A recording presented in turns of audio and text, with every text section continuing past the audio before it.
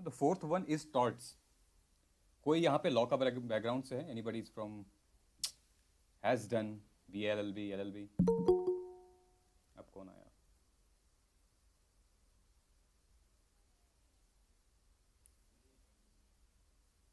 Chandra, you were from law background, right?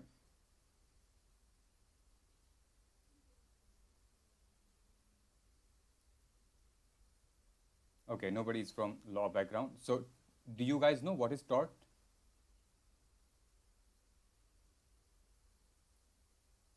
Tort क्या होता है? Law of torts नहीं पढ़ा? Okay. No sir, no sir, no sir. Okay. So, law of tort basically, um, it is neither civil nor criminal. Basically, this is not a part of a uniform civil code. But I'm just telling you guys that this is neither civil nor criminal. So, torts ke andar, have you guys heard about defamation, negligence? These are the things, libel, slander, these are the things comes under torts, okay, which are not criminal in a way directly, but yes, indirectly it is harming somebody else's reputation, which might end up into a big trouble, into a criminal thing and all. वो आजकल you guys have must heard in the newspaper, या इसने defame कर दिया, उसने defame कर दिया, specifically in the social activity, TORTS. इसका पूरा एक first when you will go for BLLB 5-year program, there will be a first semester on law of torts.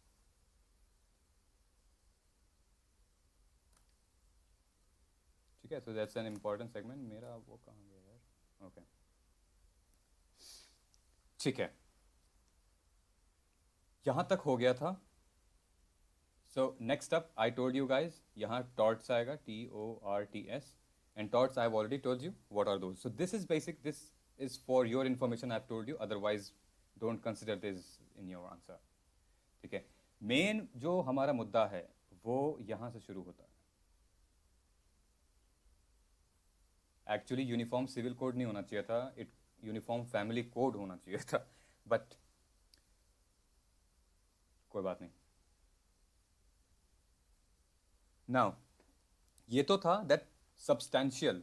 Okay, civil में I told you guys this is substantial. And what would be in procedural? What are the procedure described in the law, that how will these things happen? ये जो substantial है, कोई idea? CPC का नाम सुना? Yes, sir. The Civil Code of Procedure. Right. Okay. Ria, is it okay? Yes, sir. So Okay. if you just maximize the entire thing, that would be great. अच्छा, पूरा पूरा ही कर दूं? ठीक है, क्योंकि मुझे आप लोगों का ये आंसर दिखेगा नहीं फिर. Okay. ओके, यहाँ तक ठीक है. Okay, right. So the first CPC was introduced in 1869. और फिर जो अभी हम यूज कर रहे हैं currently, what civil procedure code which we are following is of 1908. Okay. अच्छा, I forgot to tell you, not forgot to tell you, I forgot to ask you, sorry, let me correct myself, that IPC हम कब का follow कर रहे हैं? When was IPC introduced? And I have made a video lecture on this as well. When was IPC? 1860. Shabash, yes. Though there are several changes and amendment has already been made, but on a ground rule, we are following the same IPC, which is 1860. That's why there has been so many the left party and the activists, they point fingers on this that it should get changed. Now CRPC का बता दीजिए इसी बात पे, that which CRPC we are following it? Yes. 1861 CRPC was introduced, इसके बाद ही introduce हुआ था, and then we are following this 1973 वाला, ठीक है? चलो, ये तो हो गया. Now coming back to our point, so basically, I told you guys about what is code, okay? Code और civil का भी हो गया है पता, and now uniform. This is very important to understand कि ये होता क्या है. What is uniform in legal context, okay? So, so uniform civil code का पूरा मसला means the मुद्दा, मामला, situation is from the family law. As I told you, the 5-6 segments starting from marriage, separation, divorce, ward, guardianship, ठीक है? इन सबको मिला के जो एक सिविल कोड बनता है, that is altogether a uniform civil code. And I mean, anybody like what is uniform in legal term? We have different personal laws, like for Hindu and Muslim, separate codes under civil code. Probably something which is common to all the public of India. Okay, so yeah. Sir, can it be said that uniform means uniform principles for marriage, divorce, etc. Uniformly to all religions, caste, creed, etc. Okay, yeah, I'll come on that. And anybody else? See, if I'm using Hindi in between, don't you guys have any problem, right? I mean, you understand a little bit.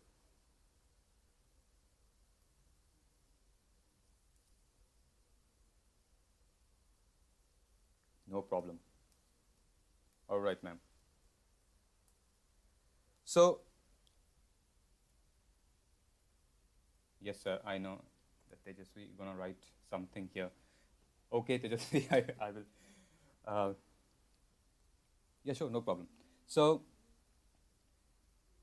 you know, uniform, there has been a lot of debate when the question came in the parliament, even not today, even during the time when the drafting committee was drafting, and simultaneously in every sarkar, you know, every government, uniform, there are plenty of things. As Surya and Siddharth, they both just shared their views.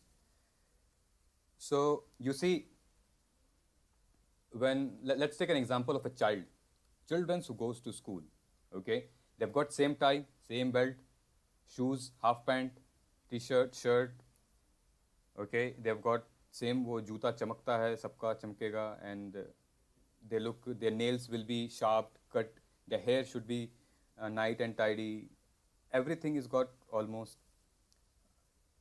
Any time should the rally of school comes out, it looks like, okay, there is something going on. ये school के बच्चे हैं and they've got some ethical sense and integrity. Why is that? Why? Because American Constitution, they do not follow this. We all know that.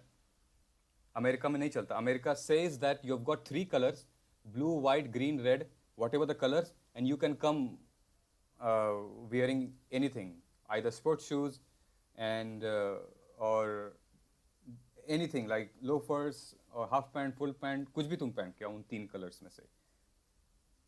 So what is the concept of uniform here in India? So school-wise, it could be to avoid discrimination based on like this social standing of the child's family in that sense. Right. So primarily, not only the school-wise, this is the concept area that you know it just eliminates the discrimination from rich and poor, from highs and the lows, everything. For example, Anything wrong? yeah. For example, if we all are in this room sitting in this session or have gone to school, of course, and some are well off with family, some are not. But we all wear the same shirt, the white shirt. That doesn't matter that you have 40 shirt and I have 4 shirt. Okay, who knows it? So, uniform means, of course, to balance the things, okay, to avoid discrimination, to avoid inequality. And this is the same ideology which Soviet Union has followed. Basically, the all communist state, the all communist government, and the same idea India has incorporated it. You not only see here, everywhere, in fact, in your administration, in your defense. Okay, so actually, uniformity, it brings professionalism, it brings authenticity, quality, integrity. There are so many things, right? So, चीज़ों को एक जैसा बनाता है. But uniform, that doesn't mean that I mean, there is a considered small size. Let's say एक half pant दे दिया गया है. You've got this half pant and these half pants should fit in every children. अरे किसी में वो बड़ा किसी में छोटा हो सकता है, right?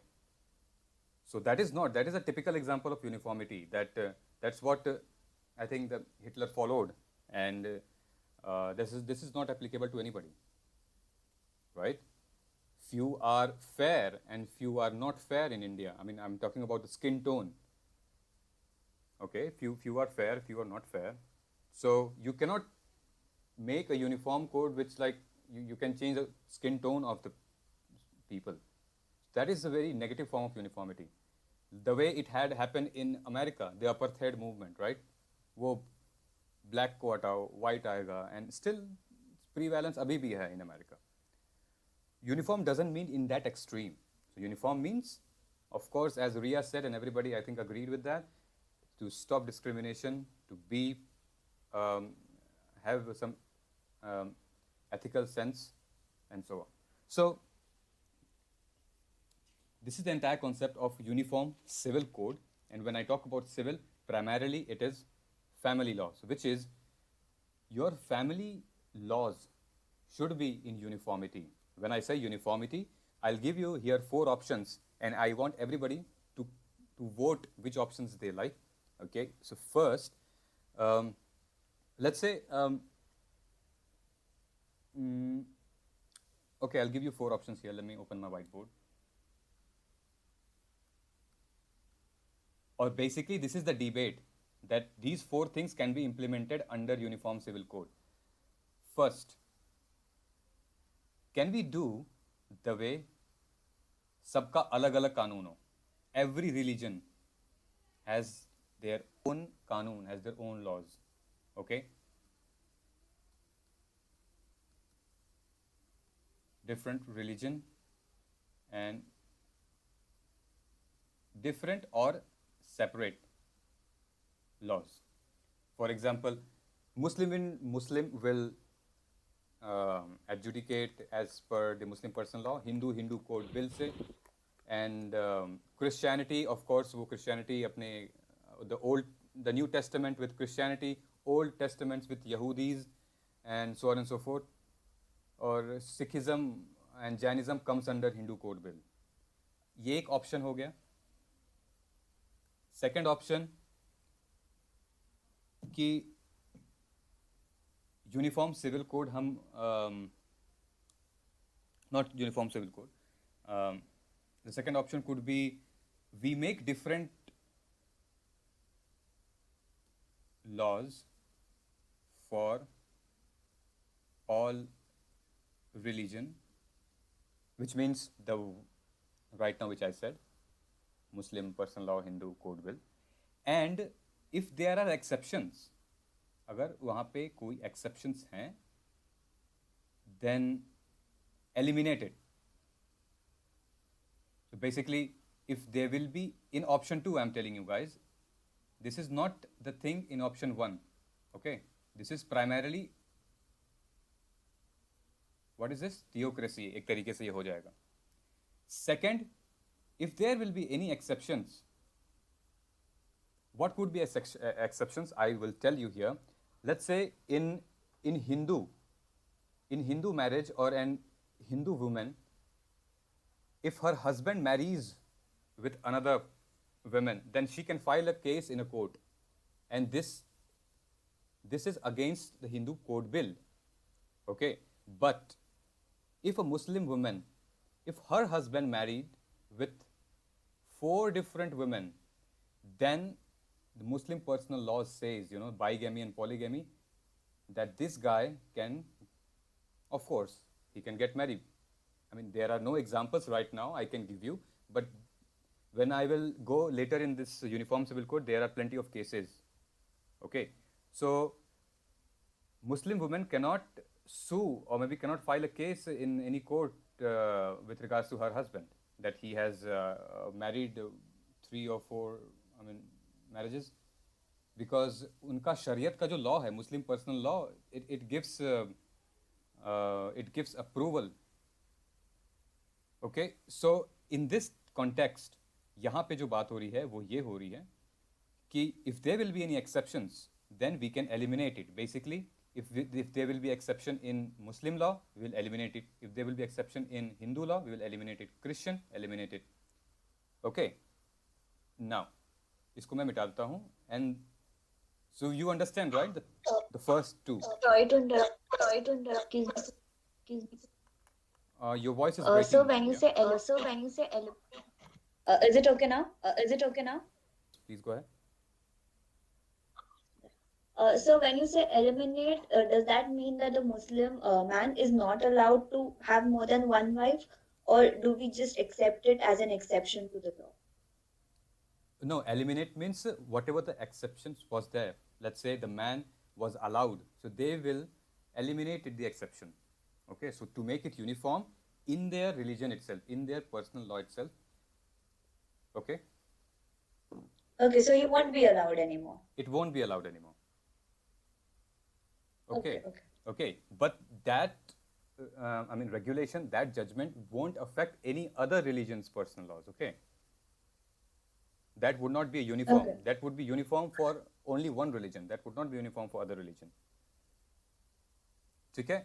And the third debate was on UCC, to bring a uniform civil code. Basically, it must be applied to entire India, and whatever the exceptions, we will eliminate it. Okay? We will talk about exceptions going forward. So I'm just giving you an overview. This is the real debate. This is what we are studying here right now about Uniform Civil Code. This should get applied in overall India, and whatever the exceptions, be it under Muslim, Hindu, Christian, Jews, Parsi, will get eliminated. I mean, that's how it should get resolved via elimination. Fourth point is again a uniform civil code, but this is an absolute homogeneity. Anybody can tell me about absolute homogeneity? And why? ये India में क्यों नहीं हो सकता है तो क्यों हो सकता है? Absolute homogeneity.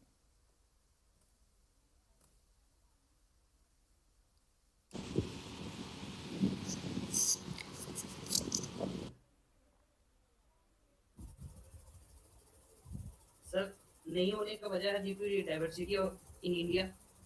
Right. इस सर पर्सनल मैटर जो इंटरफेरेंस ऑफ स्टेट का था, उसकी वजह से भी ये नहीं हो सकता है. Right. और इसके लिए सर जो सबसे बड़ी बात है पॉलिटिकल भी, इसमें सर कहीं ना कहीं अपने वोट बैंक को जो है देखने के चलते वो इन चीज को जो है वो एक कोडिफिकेशन और इन्फॉर्म जो है नहीं कर पाते हैं. Right. So I 100% agree with what he said, but just for debate's sake, I feel that it could be a good idea, because if we are only looking at religion while forming these laws, then traditionally religions have a patriarchal influence. So if you look at it, because even when we're giving an example, it's always with even with a marriage, like a Muslim man is allowed, Right. or if you look at a triple talaq case. So just for argument's sake, it wouldn't be that bad of an idea if you have an absolute homogeneity. Um, right. See, Ria, I agree. The fact, the first half of your answer was quite healthy, and I agree with the fact that there should be um, an absolute homogeneity within all the, just to eliminate the odds exceptions, right? See, India, we all know that we are not. Yes, anybody would like to say something?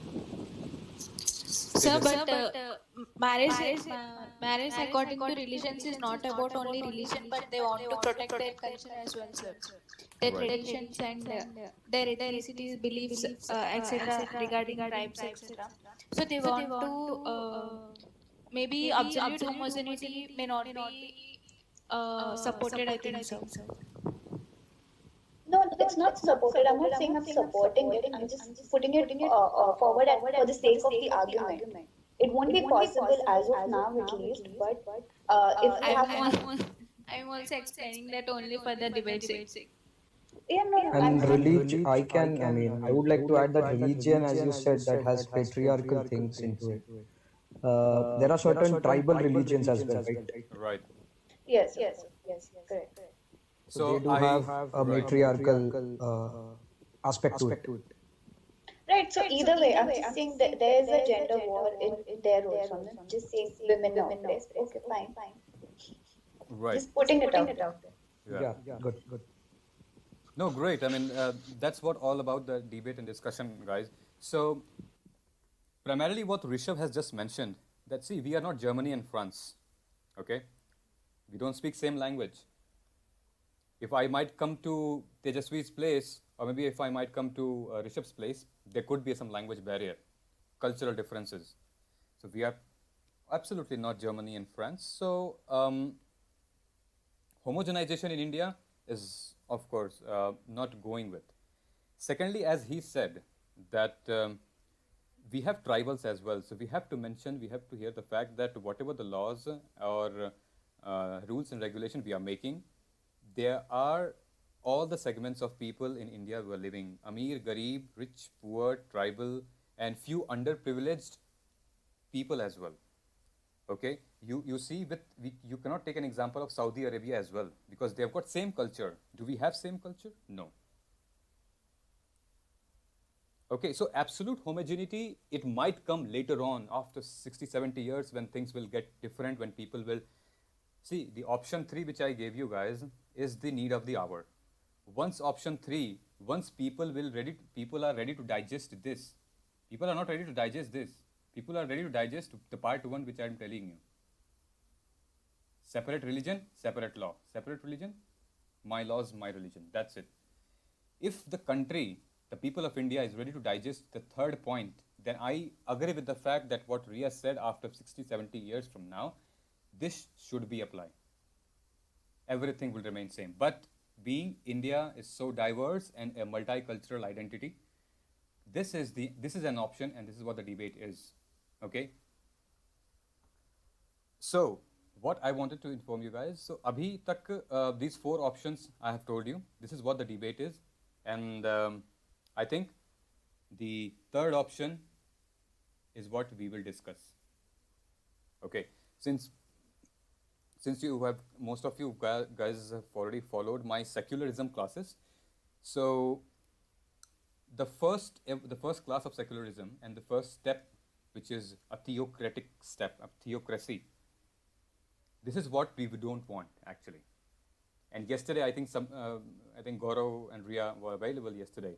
So what happened in Iran and Iraq, Turkey? In 1930s, they introduced Uniform Civil Code. But due to this, the part 1, I told you guys, it takes everything. Theocracy is literally, right? Yeah, secular to theocratic. So this is the challenge, is we have to move forward. We don't have to move backward. So the forward could be 1, 2, 3, and of course 4, is the absolute homogeneity. But yeah, we are here in step 3 and hope people will accept it and we shall move forward. Since Gaurav has already mentioned in this chat box that Goa is one of the example, yes, it is. We will I will explain you guys in detail in the end when I will conclude this. Okay, because in conclusion, at times you have to mention that we must follow under these steps. So there could be two things under law. एक होगा personal laws and second will be lex loci. I think you guys are familiar with this term. What is lex loci, right?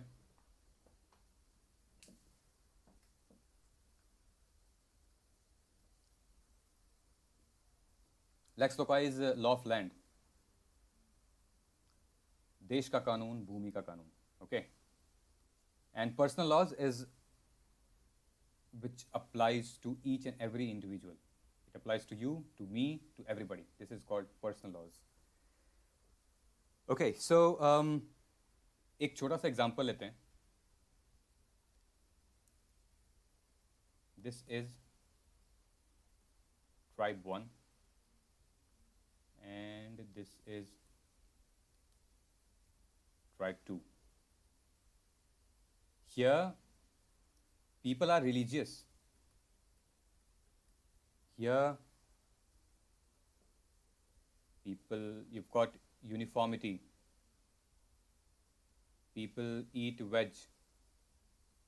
They have land. They are landowners basically. In tribe 2 ये non-veg खाते हैं. Okay, they are not religious. Anti-religious, how should I write? Okay. Anti-religious. They don't have land. I mean, they are not landowners. So you see, when these people, when this guy migrates here, and when this guy migrates here, don't you think that when this guy will migrate here, he will face criticism?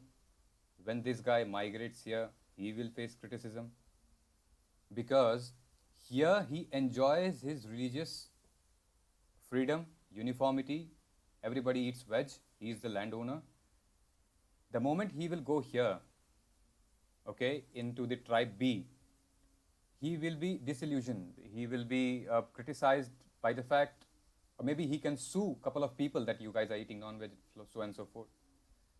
This is what happened with basically India. You've got a mix of everybody.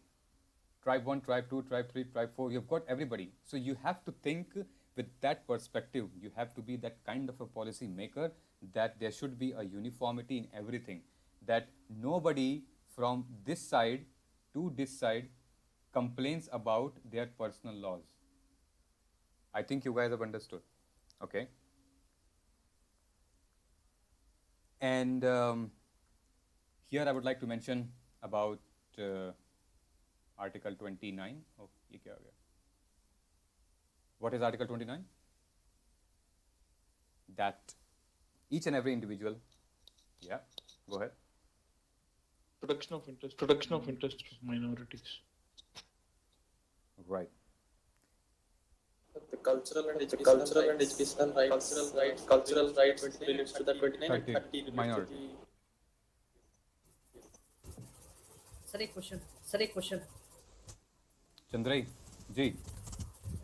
Sir जैसे कि अभी जो presentation चल रहा था उसमें आप बता रहे थे कि वो इधर आता है तो वो क्रिटिसिज्म को झेलता है या फिर वो इधर सीधा क्रिटिसिज्म को झेलता है.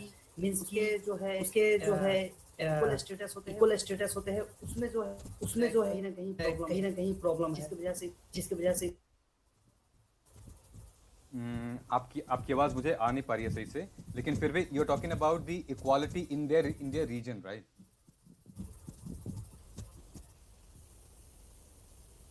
Can you hear me Chandra? Yes sir बोल रहे कि अभी जो बैकग्राउंड है उसमें देखा है उसमें कहीं ना कहीं जो है वो इक्वलिटी का जो हमारे संविधान में तो सारी कुछ है. इस तरह से जो है प्रॉब्लम क्यों आ रहा है? आपका क्वेश्चन मैं समझा नहीं, आवाज ब्रेक हो रही है. आप यहाँ टाइप कर दो. Okay sir. Okay sir. I think there's a connectivity problem. Okay, so what I was saying that there is a place जहाँ पे lex loci है, and there is a place जहाँ पे personal laws हैं. And when you sum up these two kind of maybe let's say tribe, you cannot make these people uniform simply because they follow law of land. Okay, let's say they follow constitution. Let's talk about this is India. They follow constitution. This is personal law. Let's say Turkey now. Okay, they follow Shariat law. Aurangzeb wala.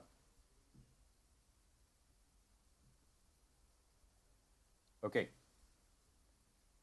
So do you think that people when an Israel a citizen of Turkey, when he will come here यहाँ पे तो in India he will enjoy all the benefits? Don't you think that he will be paranoid, he will be much more engaged towards religious things, doing activities, and he will be against the anti-religion people? Or maybe if a citizen of India, if he goes there in Turkey and if he sees that they are all religious people, they do not follow their, the constitution is their Quran and Muslim Shariat law, so he will find not ease, he will not be comfortable there. So the entire story is all about how can we do this? How can an uniform civil code will be applied here? Okay, so I think, sir, why is the problem with equality in last slide? Equality, I did not get the question. See, if you're talking about the the tribal 1 and tribal 2, तो tribal 1 का तो equality था ही अपने region में. Tribal 1 and 2, they both had that freedom, equality, right to equality and all. लेकिन of course जब वो दूसरे जगह migrate हो रहे हैं, when one is going here in 2, then of course यहाँ पे तो उसकी equality तो रहेगी नहीं, right? Because he does not follow the same ideology, he does not follow the same culture, so he cannot be an equal as compared to the people, the citizens who are living here into second tribal area. Maybe if I could answer your question, or maybe शायद मैं समझ नहीं पा रहा हूँ question. So we will discuss later. There will be plenty of questions, I'm sure. So let's move forward. Already वैसे 1 घंटा हो चुका है, and अभी हम सिर्फ 20% of UCC पढ़े हैं, which is UCC. Uniform Civil Code क्या होता है? That's the basic. I'm sure you guys are making notes because गौरव आज शायद नया नहीं है. Okay.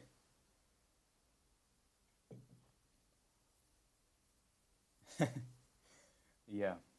So और गौरव को शायद I think he's making note. He's a good guy, good man.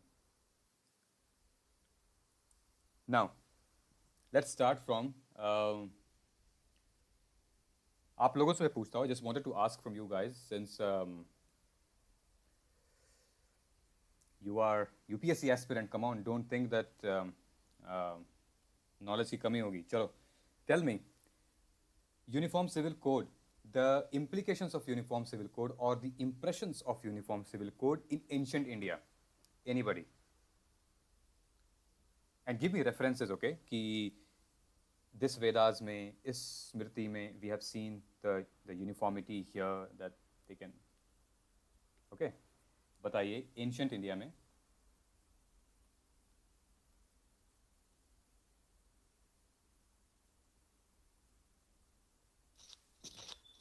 Like when you're going for war zone, there is some uniform etiquette you need to follow. Sorry, what did you say? I totally missed out. No, sir. I'm saying when you go for a war, you have some rules and regulations on a uniform basis which you follow. Right. Right. Yeah, I agree with you. So let me. Ashok. Sorry. No, please go ahead. Sorry. Even on the Ashokan pillars where he inscribed what the duty of a ruler and the people were. Right.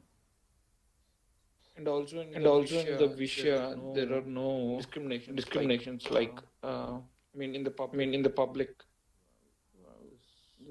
Something when I was going through NCERT, I came across there's no disparities or some. In the public, everyone is equal. They get into their profession and get the things done. That's it. No separation of king or someone. All are equal. Right. So basically, in ancient India, the evolution of the legal process, okay, the evolution of the legal process or laws, वो किस में आते हैं? So let's talk about here. इसको मैं हटा देता हूँ, फिर से लिख दूँगा. यहाँ पे आ जाएगा ancient India, and then there will be two parts. One, Vedas, and second is Smriti. Okay. So Vedas, it's not much detail into Vedas because Vedas does not talk about the laws, legal process. That is different. We all know about the four Vedas, what they talks about. Now in Smriti, यहाँ पे नियम का जिक्र होता है. It talks about the rules. Okay. How many Smritis? Which Smriti talks about the rules? Just make a note of it. Manu Smriti. Second is Narad Smriti. And third is Yagvalya Smriti. I think Yagvalya, right? If I'm not correct. If I'm not wrong, sorry.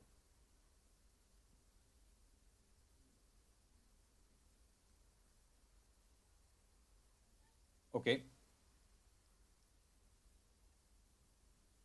You can make a note, small note. This is from here, especially in Hinduism, the code of the rule laws starts from here: Manu Smriti, Narad Smriti, and Yagvalya Smriti, and these are based in Smritis, not in Vedas. So, and what is Dharma Shastra? Anybody? The Smritis, which are written in a shlok form, is called, oh, what happened to my pen? Dharma Shastra. Okay. Just for your information, I have told you, whatever the Smritis which are written in a shlok form is called Dharma Shastra. Otherwise, Hindu का प्राचीन कानून है यहाँ पे. The ancient laws of Hinduism lies here, here, and here, in तीनों में. ठीक है? सर गीता धर्मशास्त्र है. Gita. What do you think?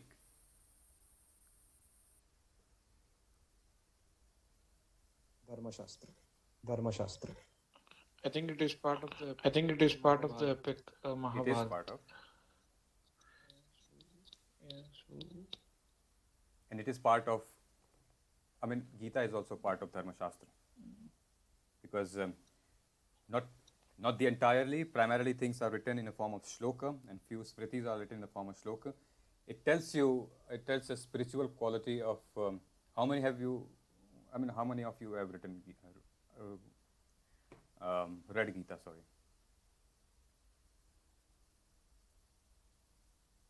Gita किसी ने पढ़ी है? I have read Few adhyayas. Yes. मैंने भी पढ़ी है. I've also read the entire, the 18 chapters. So yes, it is part of Dharma Shastra because it teaches. By the way, the dharma which taught in Gita is different from the dharma we nowadays people are preaching religion. The dharma in Gita talks about the ethical morality, integrity. Okay, and the dharma which nowadays people gets connected towards is religion. So you have to understand here. Okay. And this is all about in secularism, when you hear somebody talks about dharma, dharmik and all, the debate of secularism, what does these religious people do? They always relate dharma with religion. But in secularism, when we talk about in UPSC, when we talk about in our constitution, polity, dharma is an ethic related to ethics, morality, your integrity, okay? Not with your religion, not with your personal laws. So there is a big divide. I hope ये समझ में आया होगा. ठीक है? Now, Hindu का समझ में आ गया हमें, and then let's go to Muslim. यहाँ पे any idea that do we have a sense of uniformity in Muslim personal laws? Sir एक क्वेश्चन सर, अभी जो धर्मशास्त्र की बात चल रही थी, क्या गवर्नमेंट ऑफ इंडिया इसको एक्सेप्ट करती है? Government of India, see, इसको मैं अगर legal term में कहूँ in parliamentarian language, so the entire constitution is based on the dharma which I just told you about, integrity, ethics, moral values, principles, right? उस हिसाब से तो पार्लियामेंट चल रही है, उस हिसाब से ये सारी चीज़ें हो रही हैं, स्कीम्स बनते हैं, लॉज बनते हैं, हमारा जुडिशरी उस हिसाब से काम करता है. But the way few non-element things are projecting dharma is a religious thing. So it's not, I mean, I should say about the saffronization of the things is going on in the country, which BJP को जो हिंदुत्व कहीं पे apply कर रही है, or maybe when you talk about Muslim personal law, or maybe Muslims. So इनका धर्म it talks about what religions has said. Okay, religious activities क्या हैं, religion में क्या लिखा है, ये वो बात करते हैं, ये तो ethics, morality, integrity वाली तो बात ही नहीं है इसमें. So our party should be on what I said, the dharma, वो जो मैं इसको D1 लिखता हूँ, बार क्या उतना बोलूँ मैं, and D2 is what religious things, and D1 is what the integrity, ethical, moral value. What this is basically what you have got in GS paper 4. ठीक है, तो करना ये चंद्राई करना ये चाहिए गवर्नमेंट को, गवर्नमेंट करती भी है, but somewhere there is a politicization of religious things, and it has happened since beginning, since the time, I don't know, it's been since beginning as well. But this should not be the way, because it will lead to theocracy one day, and this will lead to a positive secularism state, which we are and we will be, लेकिन ये नहीं होना चाहिए. Okay?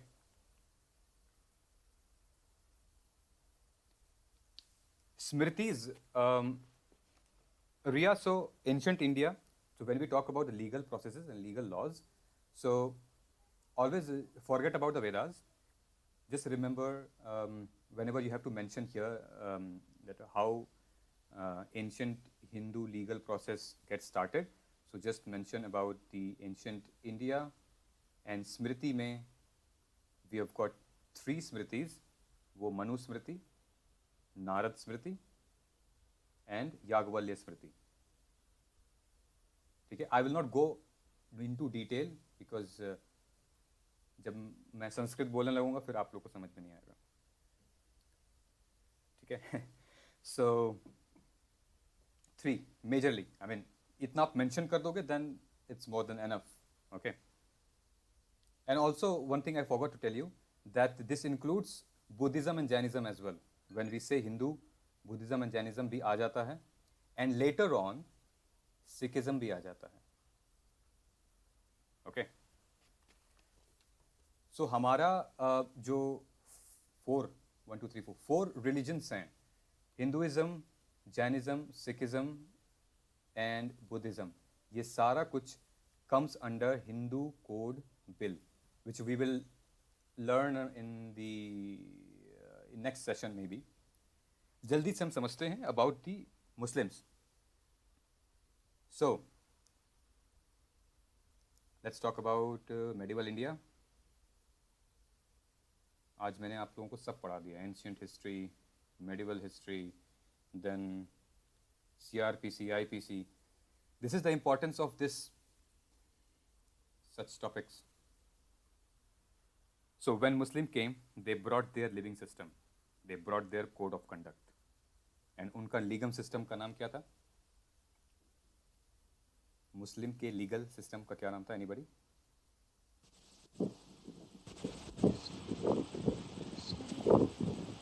शरीयत law. सही जवाब। They call it divine law. Okay. So, but when Mughal came, especially Aurangzeb, what he did, Mr. Aurangzeb, what he did, he consolidated all the laws and code of conduct in one book. ठीक है, code of conduct को हम ऐसे लिख लेते हैं, and जितने भी और लॉ थे उनके into one book,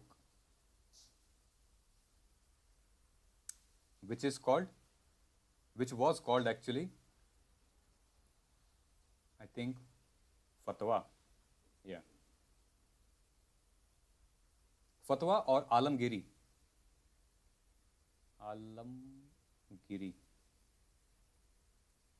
So he states his book's name as Alamgiri. The people states his book name as Alamgiri, which became the Shariat law, the divine law, which has everything, civil mamle, criminal mamle, everything is under one book, and this they follow as their constitution. This is their constitution. Okay. एक second. So, anybody can tell me when was the decline of Mughal, and when did British came? When was the Mughal? क्या था वो? बताओ.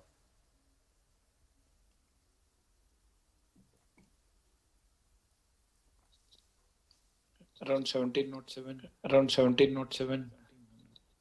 1700. 1772. No, 1707. No, 1707. Post Aurangzeb, the decline of Mughals started. Right. So what happened basically? I agree with the fact when Aurangzeb died. हाँ, yes, British 600 में आए थे, but things does not change overnight. It takes time to get into the roots and then grow with a different philosophy, different things, a different nature. So 1707, as I think Rishabh told here, सब कुछ ऐसे ही चल रहा था, and 1772 approx. Okay, so when British, they made some changes in Muslim personal law. Okay, what changes did they make? ये important है, इसको ध्यान देना. So ये रुको, Muslim laws में British. So what changes did they make?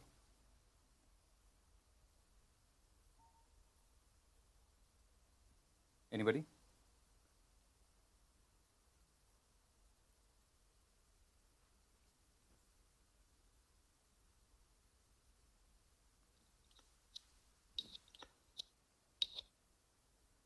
Building of ports, fortifying. No, here under Muslim laws, in personal laws. What special changes did they do with the Hindu law, Hindu personal laws? Kuch?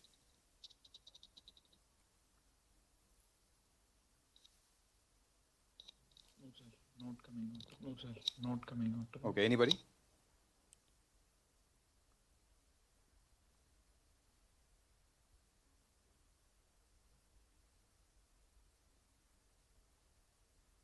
So basically what happened, um, जो criminal मामले थे, okay, whatever the criminal legal actions, criminal situations were there, they were following, one second मैं लिख देता हूँ, criminal, they were following Shariat law. Okay, इसमें everybody was there.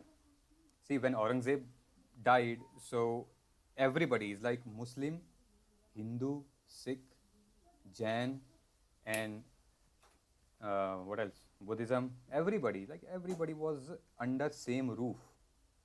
Okay. So what they used to do, that should there be any cases related to criminal, they follow Shariat law. And with legal में, with civil में, Qazi, you know who Qazi is? Qazi decides what is the judgment.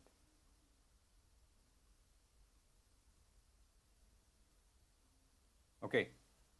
In civil cases, this guy, Qazi decides that what could be the judgment. In civil मामले, criminal मामले, Shariat law. This was applied to everybody, all the religions. अभी इसको आप भूल जाओ. Till 1772, 1772, this used to happen. कुछ भी होता था, should there be any problem with related to crime, Shariat law. Even if a Hindu does something, he is booked under Shariat law. And if he has done something related to civil मामले, then he is booked under. Then Qazi used to take certain actions, certain decisions. Okay, I'll tell you something about it. We all understand Nawab मतलब क्या होता है, right? Nawab मतलब, of course, Raja. Under Nawab, posts were given. First was Qazi. I'm just explaining you guys. I'm not getting into history. I'm just explaining you how does the civil and criminal matters used to get decided during the Aurangzeb times. Because this is the very harsh reality of what has happened. And acute torture people had to bear. Mufti, Qazi and Mufti. Basically, he used to arbitrate in civil mamles, as I said before. Whatever the civil mamla comes, civil problem comes, if related to family, property, adoption, inheritance, succession, anything, Qazi used to decide. Okay? How? Again, based on Shariat law. This guy also takes reference from Shariat law. ठीक है?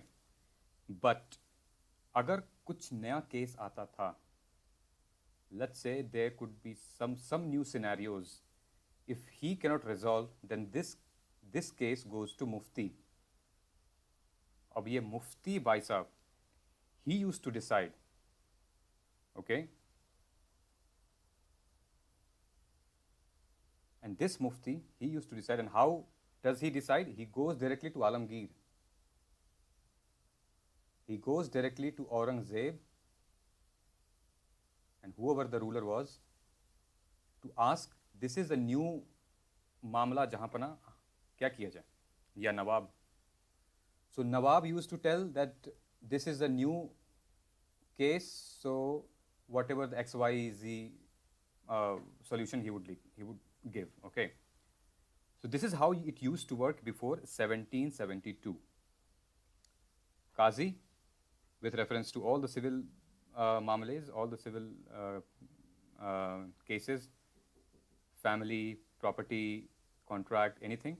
Should there be any new case, then this case goes to Mufti, and when Mufti, he is the personal advisor of the Alamgir.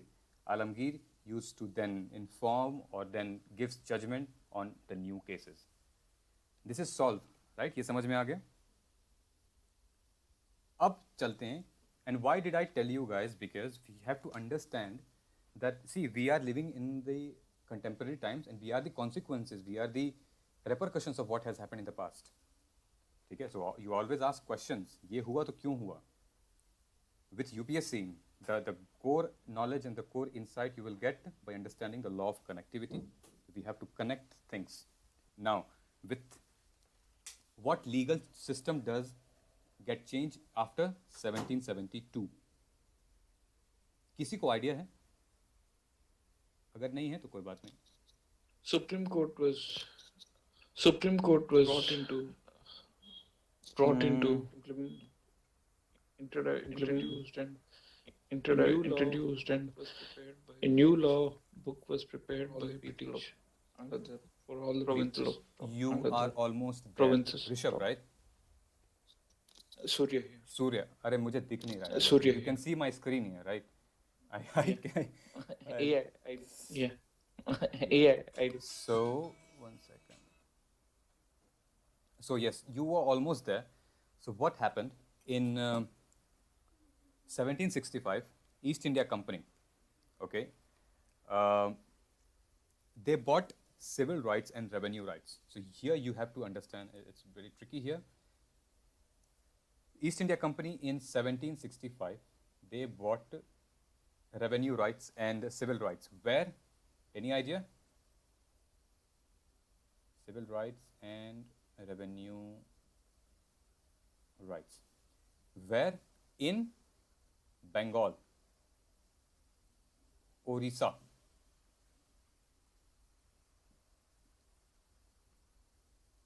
Bihar में भी था. ठीक है. So, which means that all the civil and revenue मामले goes here goes here for arbitration under East India Company's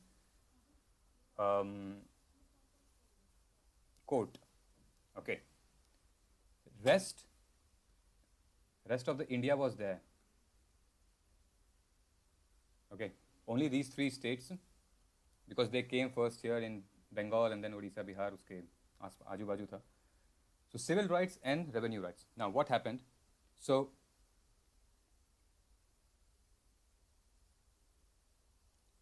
any idea who was the Governor General there? थोड़ा सा MCQ भी हो जाए तो इसमें अच्छा रहेगा. Clive, if I'm not wrong. Clive. Warren Hastings, if I'm Yeah. not wrong. Or Warren Hastings. Hastings, I believe. Yeah, I think. I'm not sure. Clive था. I think in 1773. अच्छा, I think you guys are getting confused. 73 में I think Hastings थे, and then previously Clive was there. Yes, sir. I think Clive left for yes, sir. I think Clive left for a period of time. Because what I know that Warren Hastings, I think Surya, you proposed that. Warren Hastings proposed the judicial plan in 1772. Yes, sir. Right. So उससे Yes, sir. क्या हुआ? So coming back to my point, that when the British bought the civil rights and the revenue rights, what happened? The corruption increases. ये बढ़ने लगा corruption. And see, when Clive was, ये मैं अंदर की खबर बता रहा हूँ. When Clive was present, I mean when Clive was the Governor General, Hastings was there. He was under Clive. He was asked to go back to UK because of some reasons. But when people saw that East India Company saw that there are so many corruptions that from a lower level to top level, they called Warren Hastings back. Why did they call Warren Hastings back? To improve the judicial system and civil cases. So Warren Hastings आए थे judicial system and civil cases को improve करने के लिए.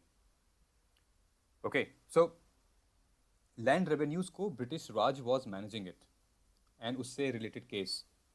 Therefore, I think yes. So the land revenues was easily managed by British Raj and all. So this guy came, as I said, Warren Hastings, in 1772. He proposed a plan to, a judicial plan basically, that there should be a court, एक civil का, एक criminal का. I'm not getting into much detail because we have already discussed in the beginning what is civil, what is criminal. And what he said, here you must pay attention, इसको मैं हटा देता हूँ once again. So he said that in civil,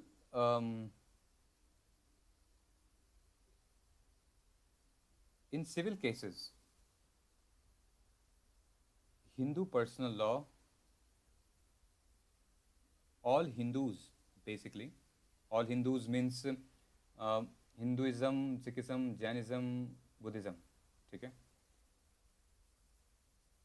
So he proposed a judicial plan that all these people will get Hindu personal law. They will be adjudicated based on Hindu personal law, and then Muslim will be on Muslim personal law, which is Shariat. Now, criminal. He proposed a plan that everybody, from Hindu to Muslim, Sikh, Christian, everybody will get adjudicated here with reference to Muslim personal law, which is Shariat law.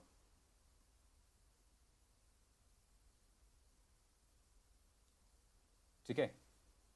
So he tried to balance somewhat, basically in civil मामले में, he gave Hinduism the entire Hindu personal laws, and then Muslim will be Muslim personal laws. And criminal मामले में, everybody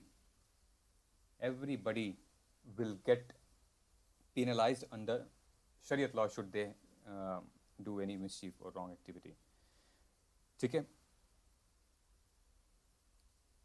1773 में he gave another plan, which is called Regulating Act.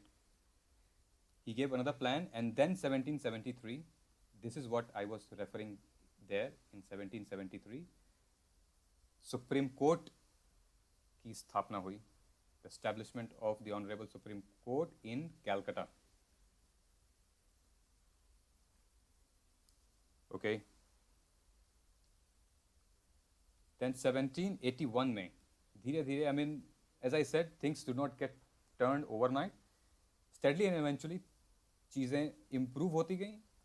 Now in 1781 few more regulations came. Okay, this is important, and ये समझ लेना, because the other things here you can have in your references that what happened in 1772. The first time the Warren Hastings, he gave judicial plan in which he divided civil and criminal. Civil will be based on Hindu personal laws and Muslim system. Criminal, everybody will be gets measured on Shariat laws. ठीक है? 1781 का important है. In 1781, what happened? किसी को पता है? Anybody?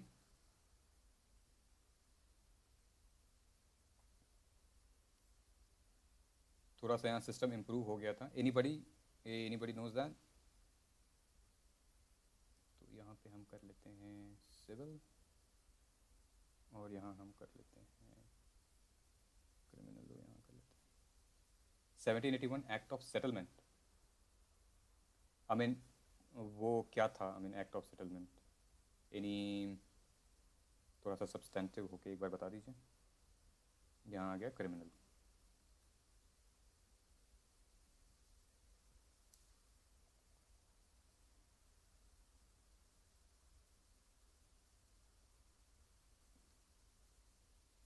Anybody? ठीक है, चलो, let's not waste time. We should आगे बढ़ते हैं. So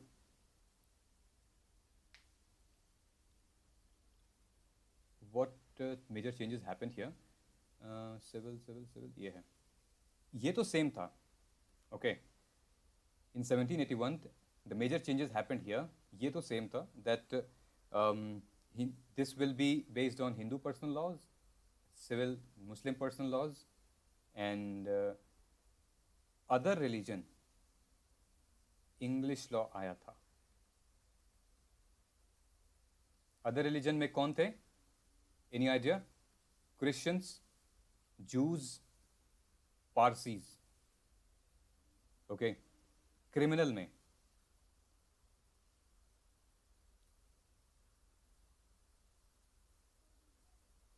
any idea? The entire criminal law became English law.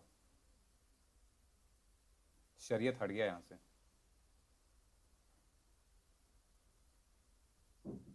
And especially, which I was talking about the procedural ways. Here, इसीलिए मैं समझाया था in the beginning about the procedural ways. This is how they slowly and steadily started to introduce English law in criminal segment.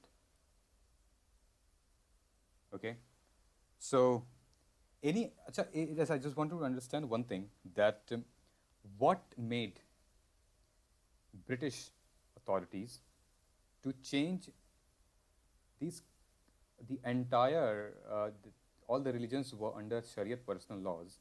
What made them to bifurcate that this comes under English laws? Why not they keep Shariat law to regulate criminal laws?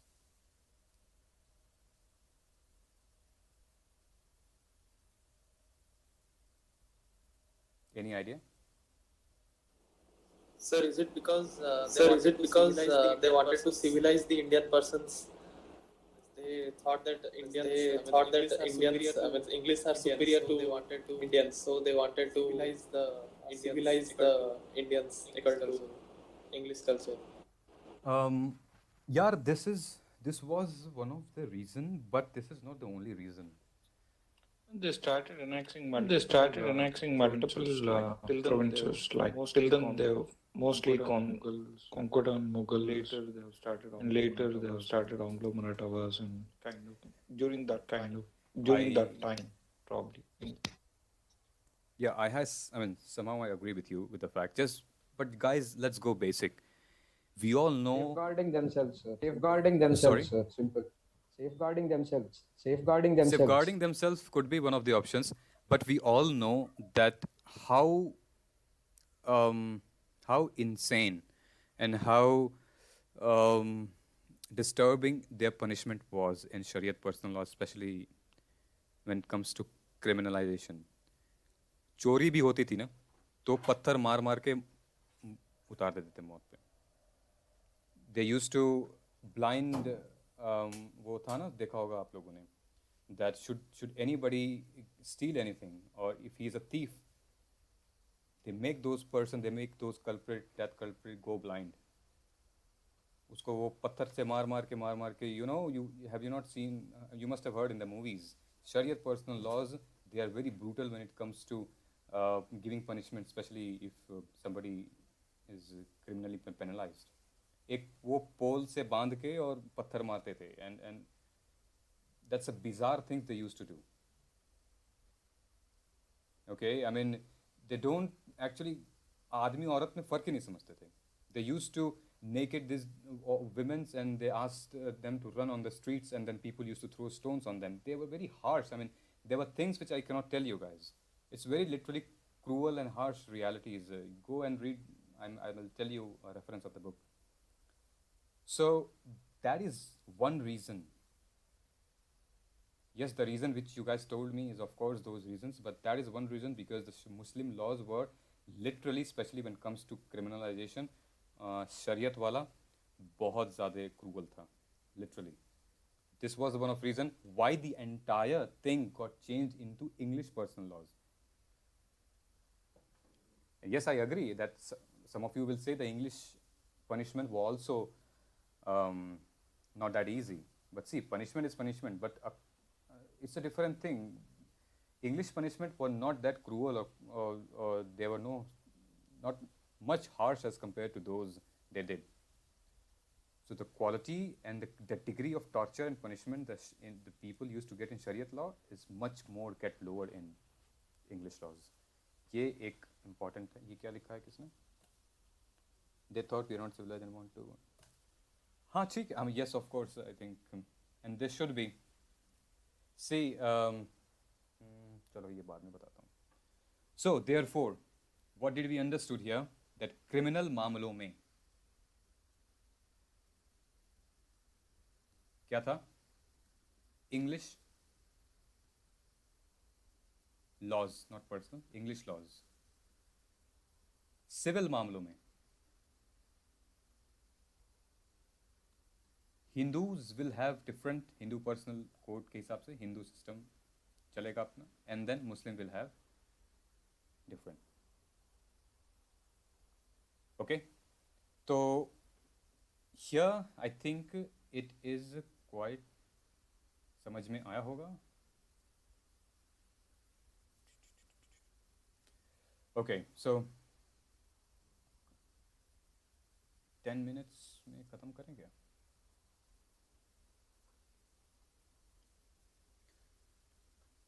Who became the first Governor General? First. Warren Hastings. Warren Hastings. Warren Hastings. Or William Bentinck. Sir, Governor General of India will be Governor General William Bentinck, and Governor General of Bengal will be Hastings. Right.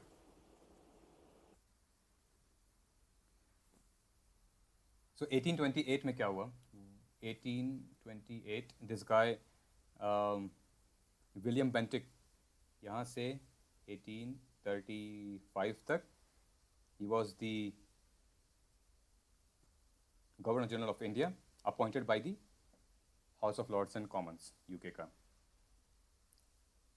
Okay. What happened in 1829? Something got abolished. Sir, Sati Pratha. Shabash. And with help of whom this pratha got abolished? Rajaram and few others. Very well. Rajaram Mohan Roy, yes, regulation Sati, Shabash, Rajaram Mohan Roy, great. चलो थोड़ा सा आप लोगों का history यहाँ पे बढ़िया revise हो गया. So, and he is the founder of Brahmo Samaj. Right. Brahmo Samaj.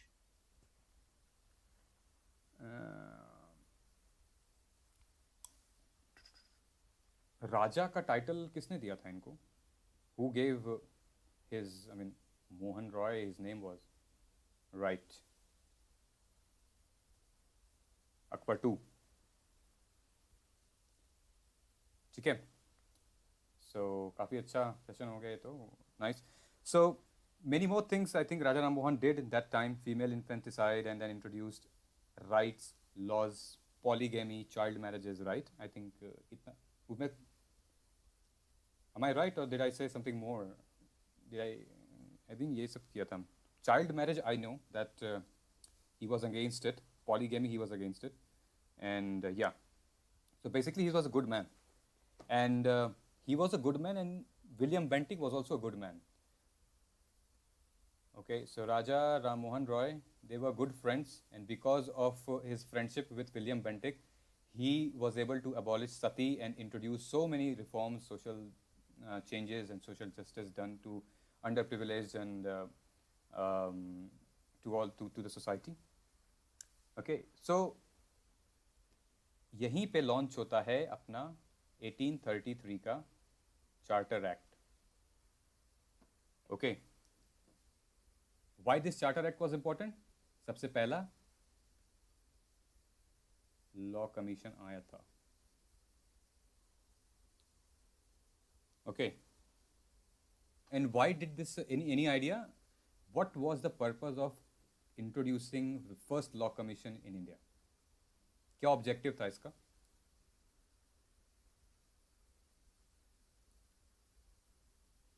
यहाँ लिखते हैं first. Sir, is it to streamline laws in the provinces, and India to that of English? Right. So basically, this law English to settle freely in India. हाँ लेकिन see, this law came actually to improve or regulate the civil rights and laws in the Indian society. ठीक है? Because previously, which we have already discussed, there were so hodgepodge laws and several, injustice and inequality they have monitored. And because of few social reformers, because of few political leaders, political philosophers, made a good friendship with the British general and officers. With the help of that, certain things came. Okay. So yes, because English people, they wanted to settle here. So of course they were against this Muslim personal laws. So eventually, but they were, they have to play politics too. कुछ changes किए इन्होंने. This was first law commission was to actually regulate the civil rights and laws हमारे Indian society में. Who was the first law officer of law commission officer? Who was that?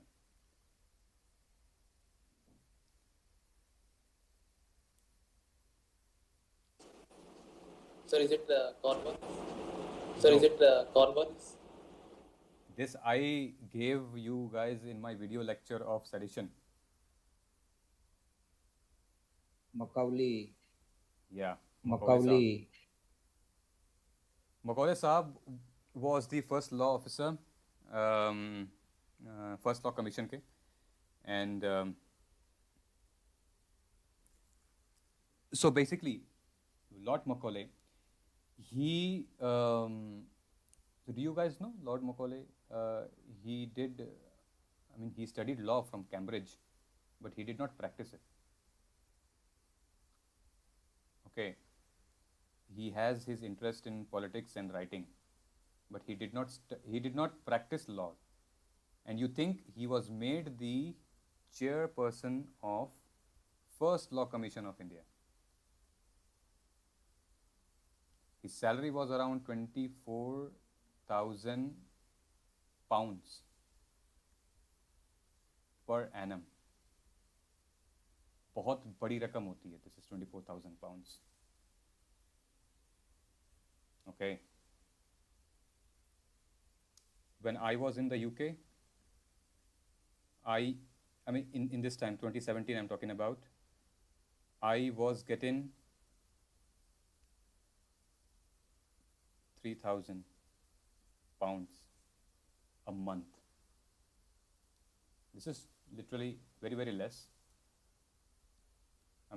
In nowadays, 26,000 है, but बहुत पैसा मिलता था इनको.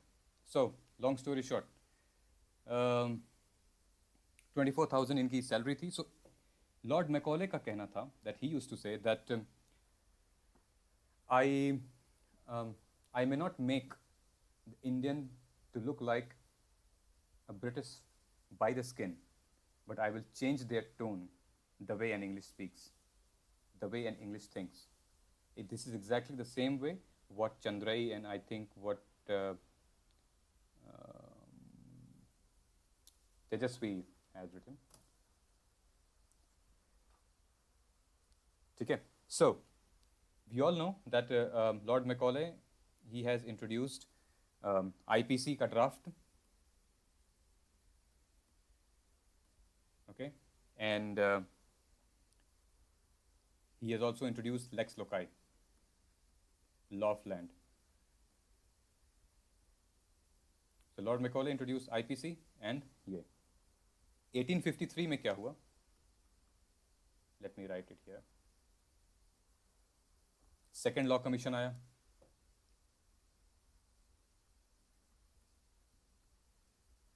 And who was the chairman? Sir John Romilly. He was the chairman and he reviewed the first law commission.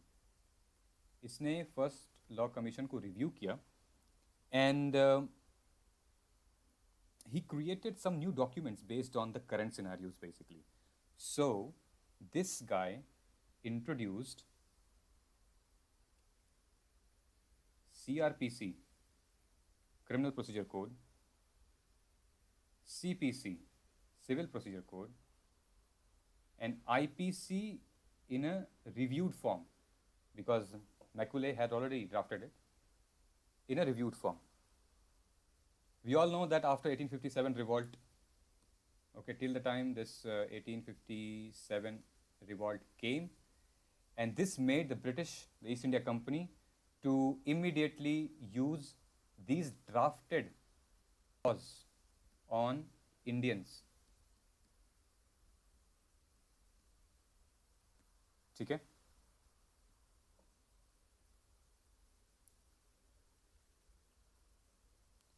Do you know who was Mahavani?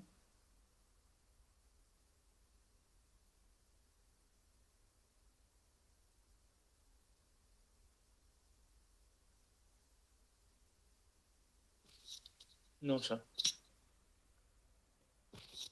No, sir. Okay.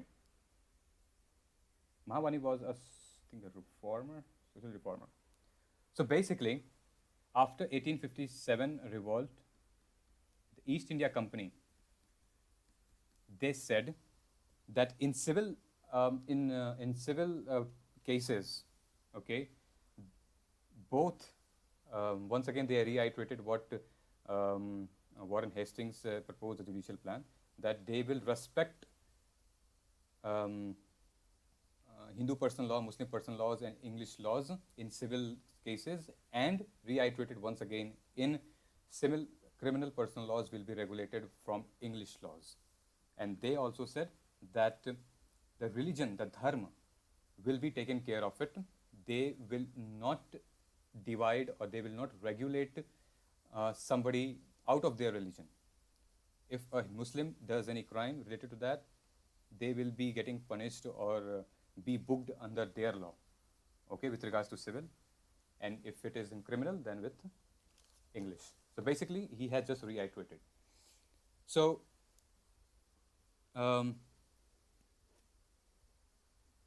we all know CPC 1859 में पास हुआ, 1860 में IPC, 1861 में CRPC.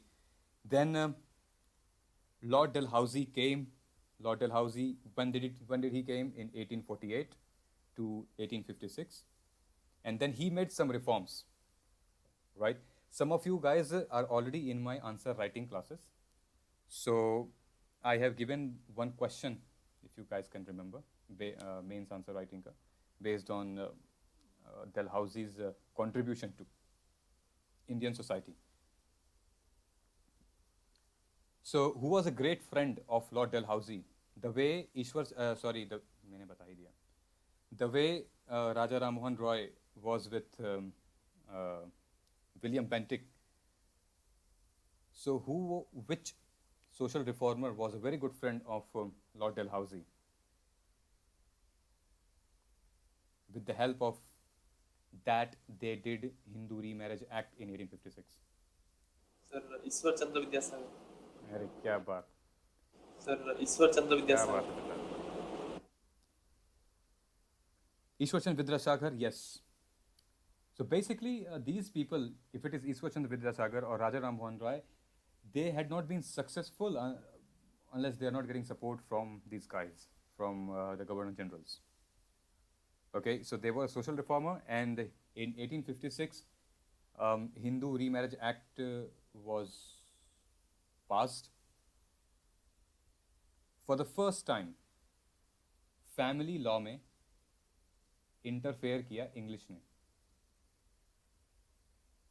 You remember that in civil cases, the British said it will be regulated via Hindu code bail or Muslim personal laws, but here for the first time, British adjudicated in civil matters, in family matters, okay? Internal matters of a family, actually. So here you can mention. And then 50 में या 60 में 50 में भी शायद वो caste disability abolish act भी ले आया था वो. And then 1861 में क्या हुआ? Again the third law commission came. 1861 third law commission chaired by again Sir John Romilly.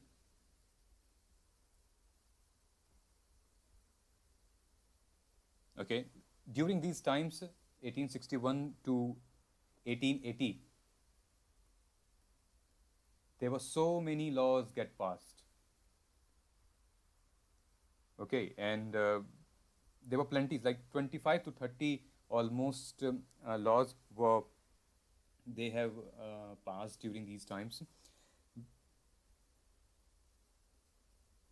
which was I think Henry Mains was also there.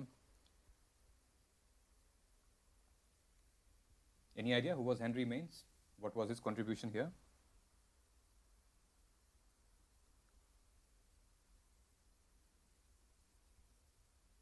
Will tell you. तो ये सर जॉन रॉमली हैं. He introduced Indian Evidence Act. He introduced the Oaths Act. He introduced the Contract Act. I mean Indian Contract Act. ये 72 में हुआ था, ये 73 में हुआ था और ये 72 में हुआ था. 18. Okay. And even a leaguer member was added in the Viceroy and Governor General Council. And who was that member? The first member was Henry Mains.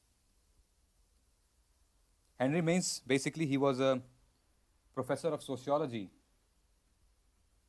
Oxford में professor in sociology थे ये, and he has given advice in creating Third Law Commission. Okay. So now slowly East India Company में the procedure to balance the civil laws and criminal laws were already incorporated under English laws. Okay. So I think ये 30% of the मामला we have covered.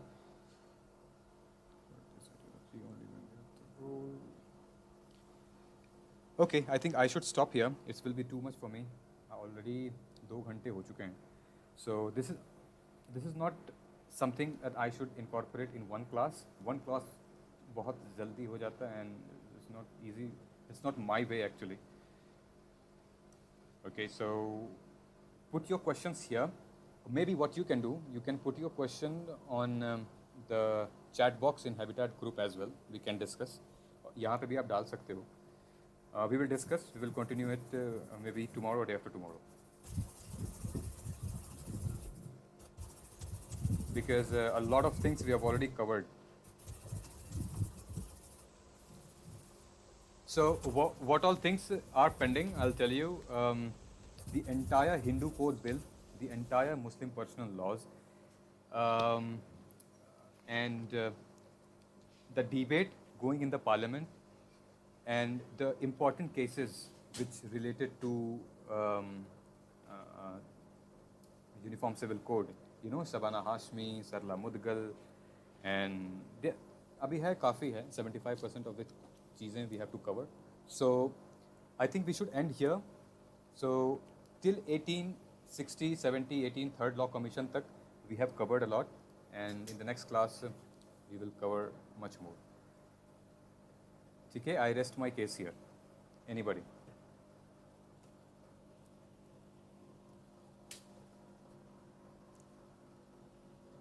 अब बताइए. Sure, sir. Thanks for the session. Sure, sir. Thanks for the session. Okay. Great, informative. चलो Surya, Thank you, sir. you're welcome. Thank you so much. I shall see you guys. I'll update you when I will Thank you, take sir. next session. Okay. Yeah, sure, sir. But stay, Thank you, sir. yeah, stay connected from here. Otherwise, sure, वो sir. गायब हो जाएगा. Thank you, sir. Thank you. चलो, thanks. Bye bye. जय Hind. Very much, sir. Good night. Good night. Bye. Very much, sir. Good night.